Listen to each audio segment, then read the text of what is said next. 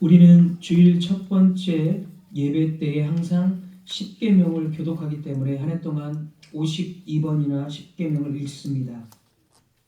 10계명은 8개의 하지 말라라는 명령과 2개의 하라라는 명령으로 구성되어져 있습니다.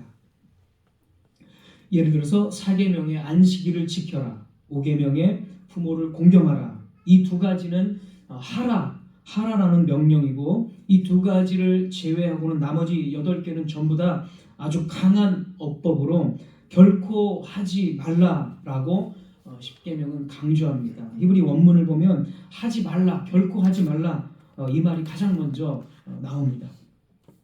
우리는 매주 예배 때마다 그래서 이것을 해라, 그리고 저런 것을 하지 말라라는 하나님의 명령을 반복해서 읽었습니다.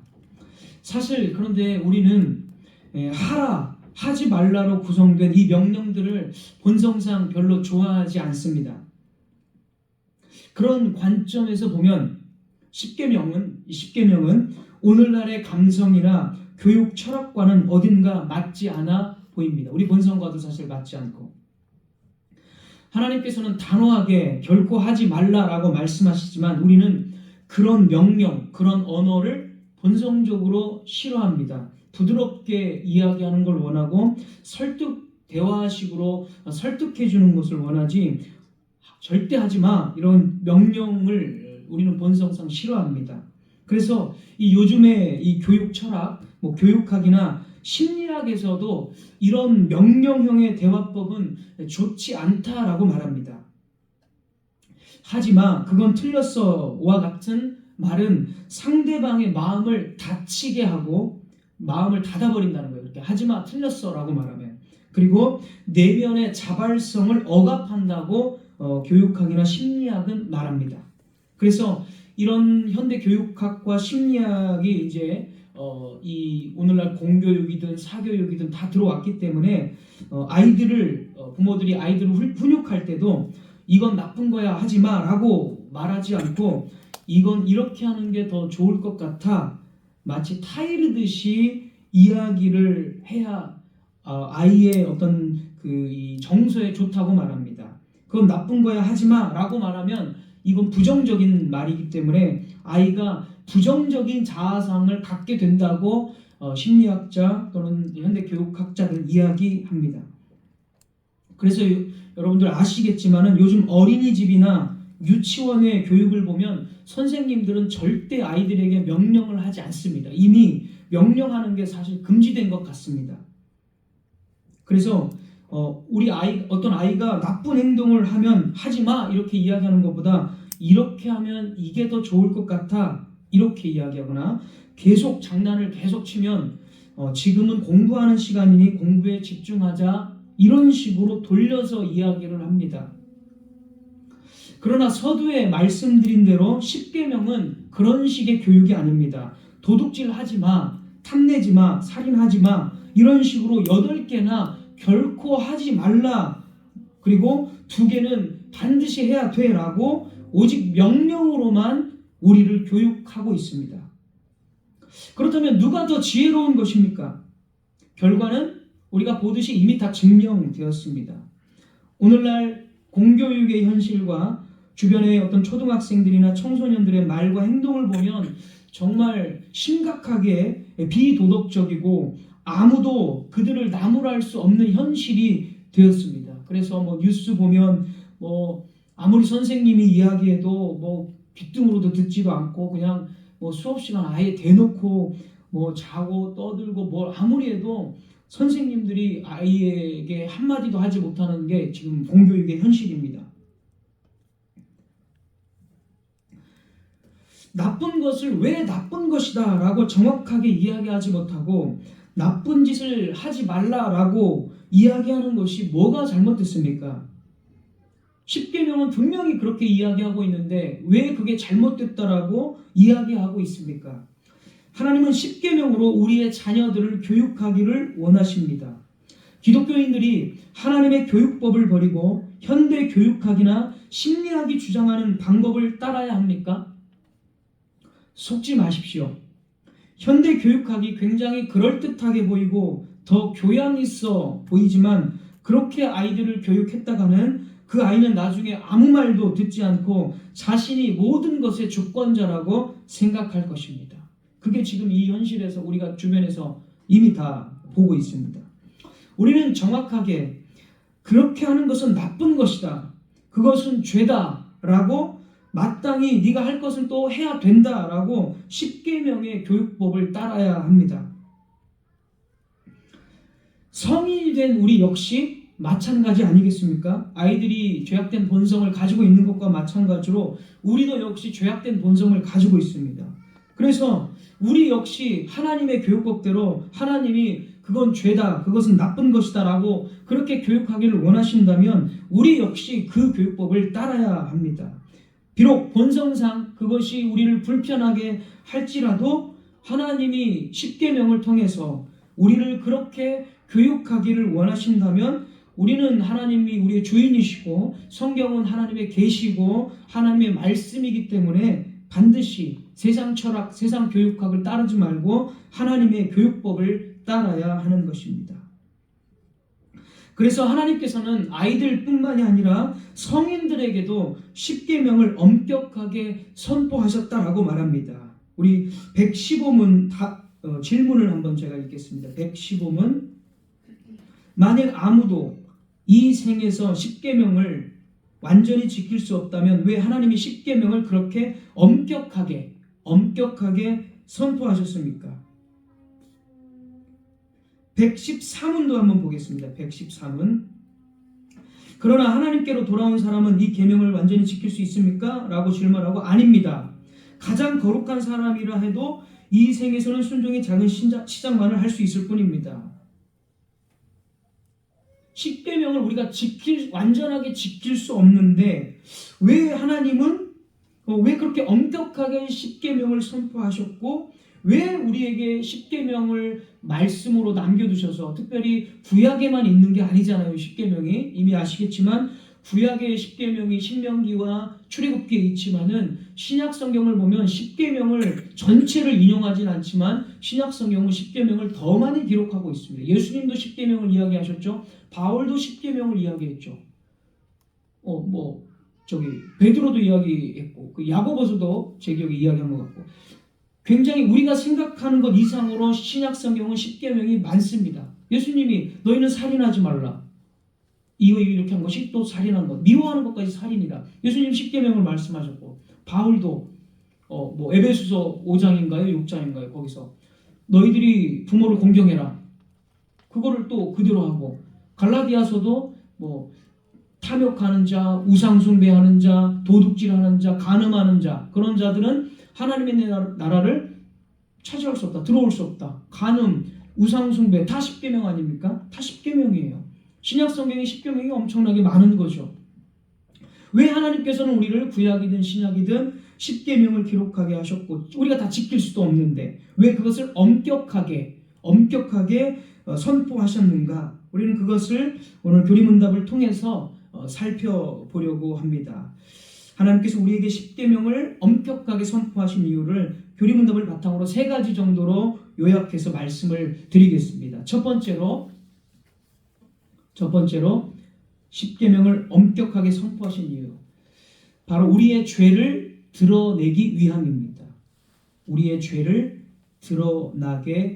드러내기 위해서, 우리가 어떤 존재인지를 드러내기 위해서.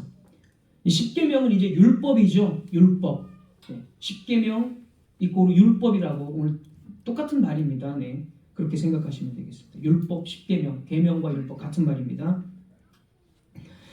자, 우리의 죄를 드러내기 위해서 115문의 답에 나와 있습니다. 첫째, 115문 답을 보면 우리가 전생애 동안 우리의 죄된 본성을 점점 더 깨닫기 위해서 15문에 십계명을 통해서 우리의 죄를 더 깨닫게 되고 우리가 본성상 어떤 존재인지를 알게 된다는 것입니다. 로마서 4장 15절 바울은 이렇게 이야기합니다. 로마서 4장 15절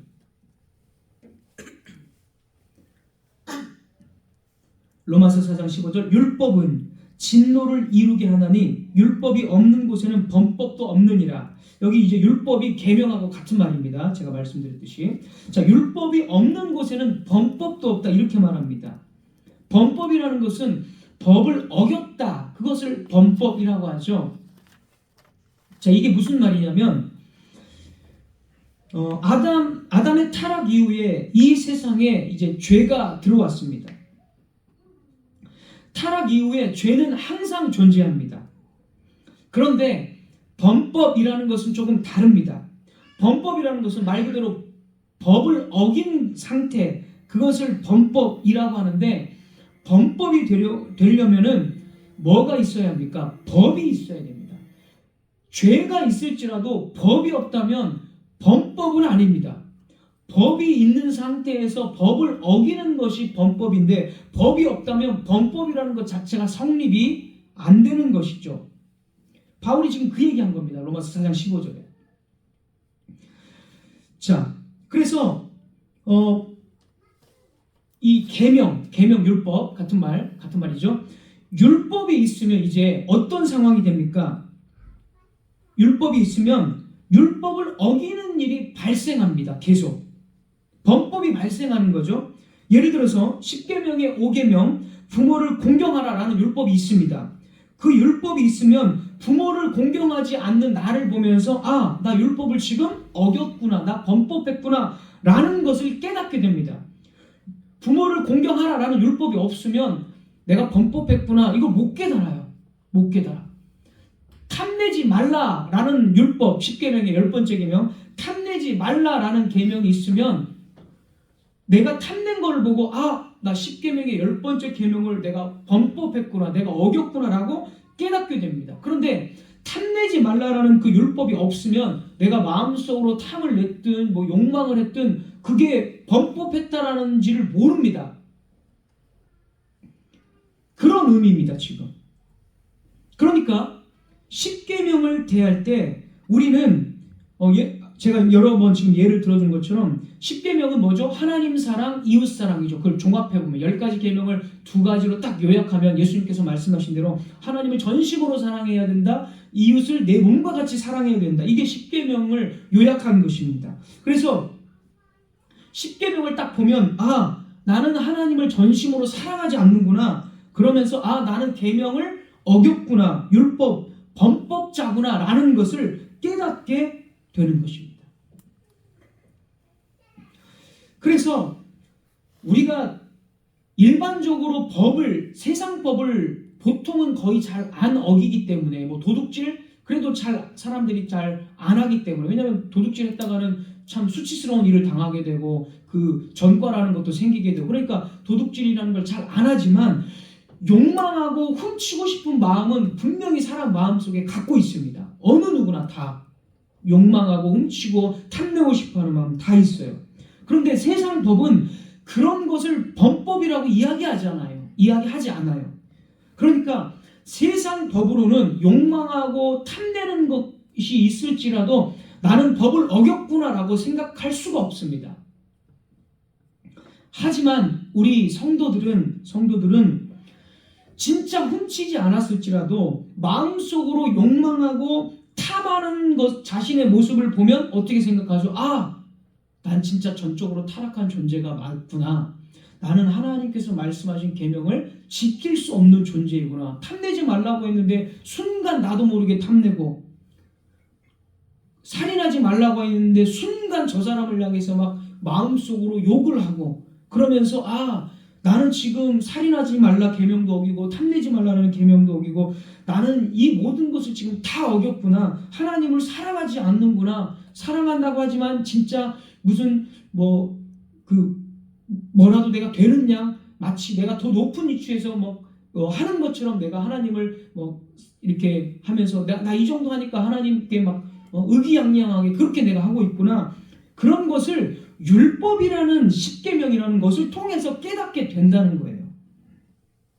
그래서 세상 법으로는 내가 어떤 존재인지를 전혀 깨닫지 못하지만, 세상 법으로는 나 법 잘 지키니까 나 선량한 시민이야, 나 법 잘 지키니까 이 정도면 나는 교양 있는 사람이야 라는 것까지밖에 생각을 못하지만, 그런 우리들에게 십계명을 딱 제시해주면 나는 정말 한량없이 부족한 죄악된 모순덩어리의 위선자구나, 그런 타락한 사람이구나 라는 것을 바로 깨닫게 됩니다. 그래서 하지 말라, 해라라는 우리가 매주 52주 동안 읽게 되는데, 이 십계명을 통해서 하지 말라라는 걸 통해서 나 그거 하지 못, 나는 그거를 마음속으로 범했는데, 또는 해라라는 이 명령을 통해서 나는 해라는 것을 하지 않았는데, 이걸 깨달으면서 나는 참 내 공로로는 이걸 다 지킬 수 없구나, 나는 죄인이구나, 이 죄악된 현실을 깨닫게 되는 것입니다. 바로 그것을 드러낸다는 거예요, 죄를. 그래서 교리문답 115문에 답이 그렇게 말하고 있습니다. 로마서 3장 20절에 그래서 바울은 또 이렇게 말합니다. 로마서 3장 20절, 율법으로는 죄를 깨달음이니라. 율법으로는 죄를 깨달음이니라. 자, 그래서 기독교 강요에서 칼빈은 이것을 이렇게 설명을 했습니다. 칼빈은 기독교 강요에서 율법은, 계명은 하나님의 의를 드러냄으로써 인간들이 얼마나 불의한가를 상기시키고 확신시키고 그로 인하여 자기의 죄를 깨닫게 하고 스스로를 정죄하게 한다. 네, 지금까지 말씀드린 거죠. 율법은 하나님의 거룩한 성품을 담은 거예요. 그러니까 하나님의 의를 담은 거죠. 그런데 인간은 얼마나 불의한 정말 심각하게 불의한 존재이기 때문에 그것을 깨닫게 하고 상기시키고 확신시킨다는 거예요. 율법이 바로 그 역할을 합니다. 그리고 스스로를 정죄하게 만들고. 그런데 율법은 이제 여기서 끝나지 않아요. 율법은 그런 정죄를 하고 자신이 불의한 존재라는 걸 깨닫게 했다면 율법은 그 죄에 대한 심판을 선언합니다. 로마서 3장 19절.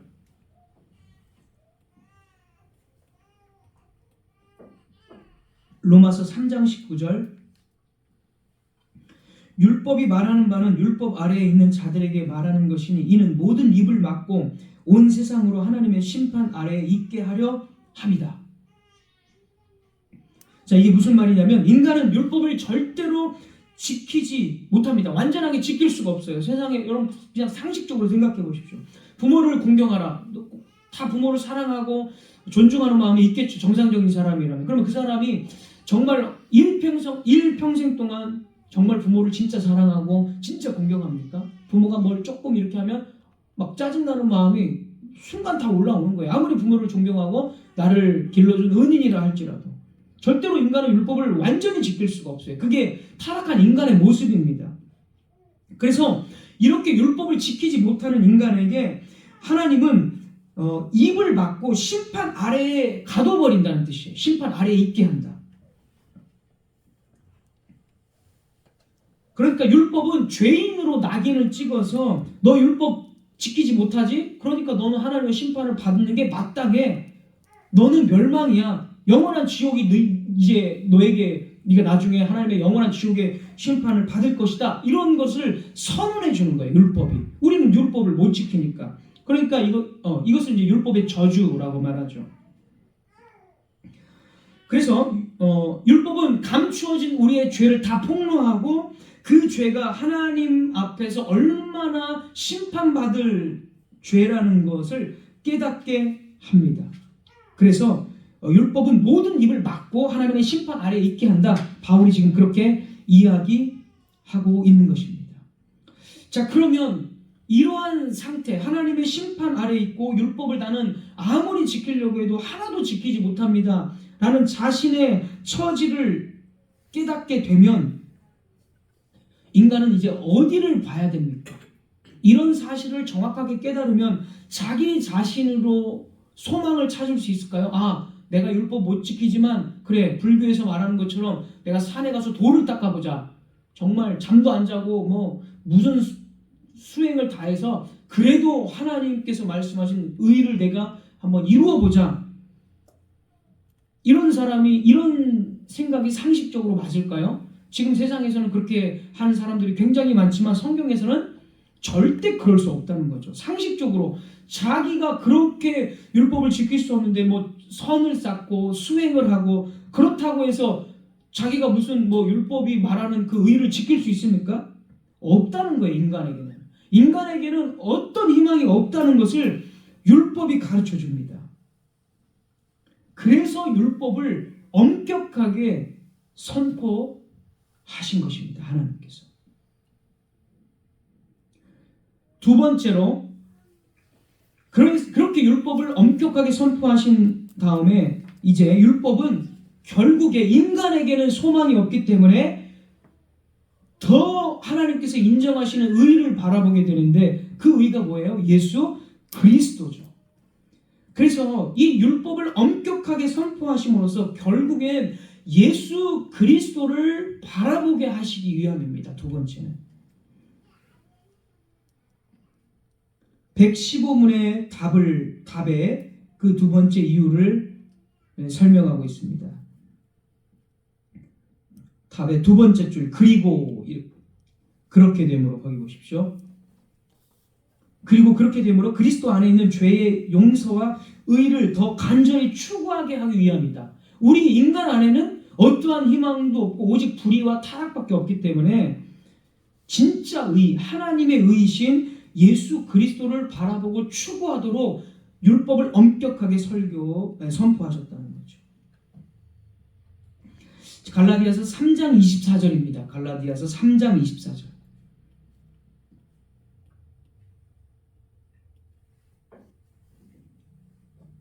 갈라디아서 3장 24절. 이같이 율법이 우리를 그리스도께로 인도하는 초등교사가 되어 율법이 우리를 그리스도께로 인도하는 초등교사. 옛날 성경은 뭐 후견인 이렇게 번역을 했는데요. 여기서 초등교사, 후견인이라는 말은 그 아이를 그 학교에 데려다주고 또 데리고 오고 또 아이를 이렇게 이 부모 대신 이렇게 훈육하고 가르치는 그런 사람을 의미합니다. 그러니까 율법이 그런 그 역할을 했다는 거예요. 율법은 예수 그리스도께로 인도하는 그 후견인 초등교사의 역할을 했다라는 겁니다. 다시 말해서 율법은 우리의 죄를 드러내서 심판을 깨닫게 하지만 그 심판의 끝에 오직 예수 그리스도의 십자가만이 참된 의와 생명의 길임을 보게 하는 하나님의 교육 도구의 역할을 한다는 것입니다.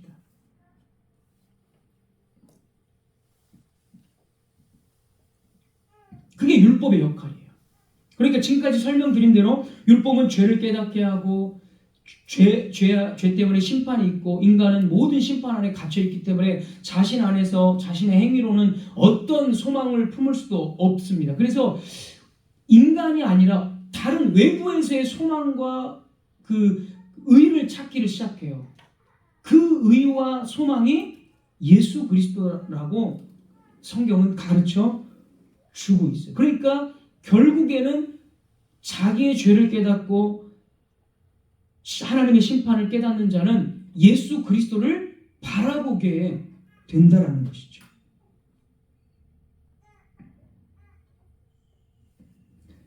복음이라는 것이 여러분 무엇입니까? 좋은 소식이잖아요. 말 그대로 좋은 소식, 복된 소식.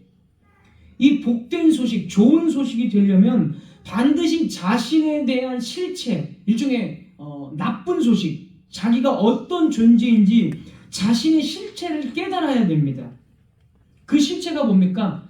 죄악 덩어리며 하나님의 심판 아래에 있다는 것.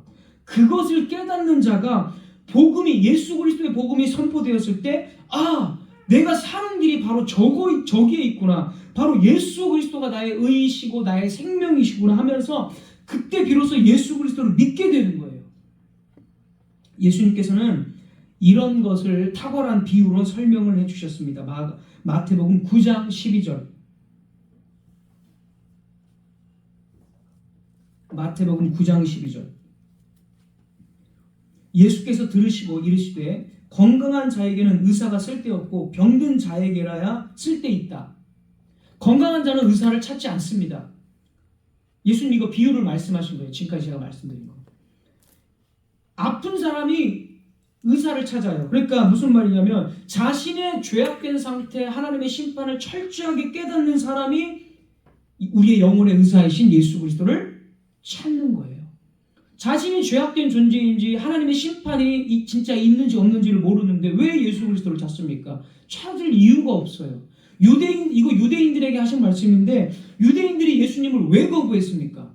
자기 스스로 내가 율법 지켜서 행위로 의롭다함을 얻고 이걸에서 의롭다함을 얻으니까 나 예수님의 의 필요 없어. 나 스스로 의로움을 다 얻을 수 있는데 예수님을 왜 찾아? 그러니까 예수님 이 말씀 하신 거예요. 유대인들에게. 너희들이 나를 찾지 않는 이유는 너희들이 얼마나 타락한 존재인지 모르니까 스스로 율법 지켜서 의롭다 하고 그런 건강한 사람이라고 생각하니까 의사를 찾지 않아. 예수님 이렇게 말씀하신 것입니다. 자신의 질병을 알게 되면 그러니까 얼마나 심각하게 타락하고 있고 하나님의 심판이 무엇인지를 알게 되면 그 두려움으로 인해서 영혼의 의사이신 예수 그리스도를 찾게 되어 있습니다. 그래서 이런 인간의 타락과 그리고 하나님의 심판을 모르는 사람은 절대로 예수님을 믿을 수가 없어요. 만약에 인간의 타락과 하나님의 심판을 전혀 모르는데 나 예수님 믿을래요 라고 말하면 그 사람은 다른 목적이 있어서 예수님을 믿는 거지. 예를 들어서 사업이 잘 될 것이다. 그걸 기대하고 예수님 믿어야겠다. 내 인생이 조금 우울한데 행복해질 수 있겠지. 그러면서 예수님 믿는다든지 우리 자녀들이 좋은 대학 가기 위해서 예수님 믿는다든지 그런 의도로 예수님을 찾을 수 있는 거죠. 그런 목적, 다른 목적이 있으면. 근데 그건 구원이 아니잖아요. 그게 무슨 구원입니까? 예수님은 마태복음 1장 21절에 너희를 죄에서 구원할 자라고 했는데 죄를 모르고 어떻게 구원을 받습니까? 말이 안 되는 거예요. 그렇기 때문에 예수님께서는 우리에게 십계명을 엄격하게 선포하심으로써 너희들 십계명을 절대 못 지키고 하나님의 심판 아래에 있으니까 그 십계명의 의를 내 죽음과 부활로 완전히 내가 성취했기 때문에 너희들이 나를 바라봐야 된다. 계속적으로 나를 바라보고 내 안에 있는 이 의와 생명을 추구해야 된다. 그렇게 하시기 위해서 십계명을 오늘날에도 여전히 우리에게 선포하고 계시는 것입니다. 마지막으로 세 번째 율법을 엄격하게 선포하신 이유 계속해서 율법을 통해 죄와 투쟁하기 위해서입니다. 교리문답 115문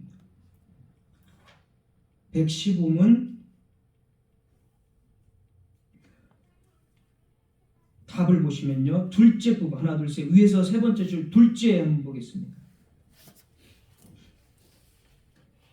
둘째 성령의 은혜를 얻기 위하여 우리가 하나님께 기도함으로 이 생이 끝나는 완성의 지점에 도달할 때까지 하나님의 형상에 따라 점점 더 새롭게 되기 위한 투쟁을 멈추지 않기 위해서 율법을 선포하셨다는 거예요. 우리가 살고 있는 이 현실 때문에 우리는 율법이 필요합니다. 계명이. 우리가 살아가는 현실은 여전히 죄와 싸워야 하는 한복판입니다. 그리스도께서는 이미 십자가에서 사탄을 이기시고 결정적인 승리를 거두셨습니다. 그러나 그리스도께서는 사탄이 완전히 소멸되기까지 그리스도의 백성들을 공격하도록 일시적으로 허용하십니다.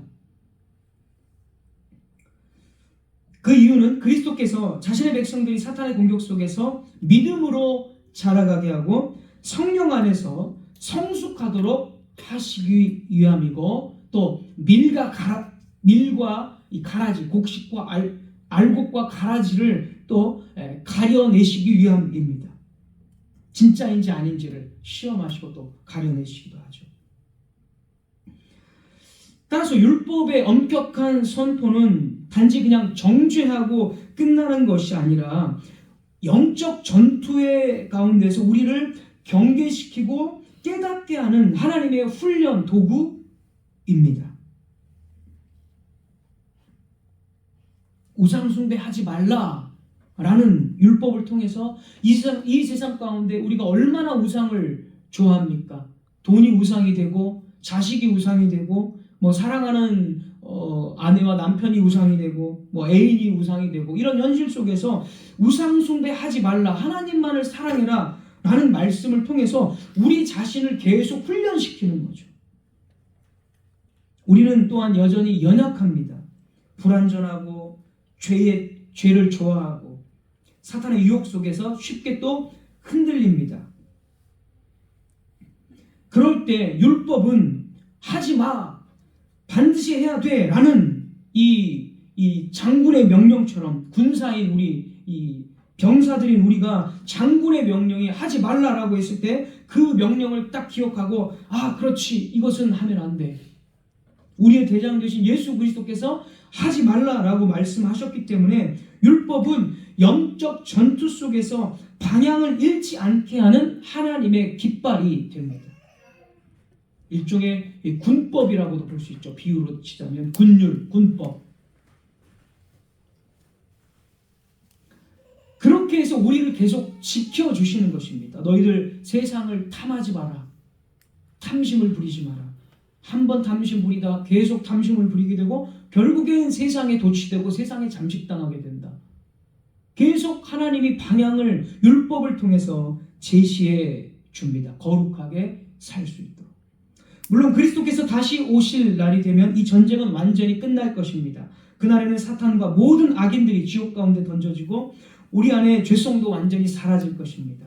그때는 더 이상 율법의 명령이나 책망이 필요 없을 정도로 없죠. 왜냐하면 우리는 완전한 그런 회복된 부활체로서 회복된 사람이 되기 때문에. 그래서 온전히 하나님을 사랑하고 온전히 성도들을 서로 사랑하는 그런 완전의 상태에 도달하기 때문에 그때는 율법의 명령 이런 필요가 없습니다. 그러나 지금은 아닙니다. 지금은 여전히 싸움의 때이며 율법이 필요합니다. 율법은 하나님의 백성들이 죄에 무뎌지지 않도록 붙잡아주는 하나님의 사랑의 도구입니다. 율법을 통해서 우리 스스로를 한 번 더 살피고 회개하며 그리스도의 의를 더 한 번이라도 더 바라보게 만들어줍니다. 율법이. 사랑하는 성도 여러분, 말씀을 맺겠습니다. 지금은 싸움의 때입니다. 죄는 여전히 우리의 마음을 흔들고 세상은 우리를 유혹합니다. 그러나 하나님께서는 이런 현실 속에서 우리를 그냥 방치해 두지 않으시고 여전히 율법의 말씀을 매주 주일 예배 통해서 들려주시고 또 우리가 지금 몇 달 동안 십계명을 계속 살펴본 바와 같이 율법을 기억하게 하십니다. 그것은 우리를 깨어있게 하고 우리의 죄를 더욱 알고 그리스도의 은혜를 붙잡게 하기 위함입니다. 그러므로 이제 우리는 율법을 두려움으로만 듣지 않고 억압하는 것으로 듣지 않고 오히려 율법을 통해서 하나님의 사랑과 은혜를 깨달을 수 있어야 합니다. 율법은 우리를 넘어뜨리는 몽둥이가 아니라 길을 잃은 자를 다시 그리스도의 품으로 이끄는 은혜의 지팡이입니다. 그리스도께서 다시 오시는 날 더 이상 율법의 경고가 필요 없는 완전한 거룩함과 평화의 나라가 임할 것입니다. 그날이 도래하기까지 우리는 율법의 거울 앞에서 매일매일 자신을 비추고 이 율법을 주신 하나님을 더 감사하고 찬양하며 하나님의 은혜 안에서 자라가야 합니다. 기도하겠습니다.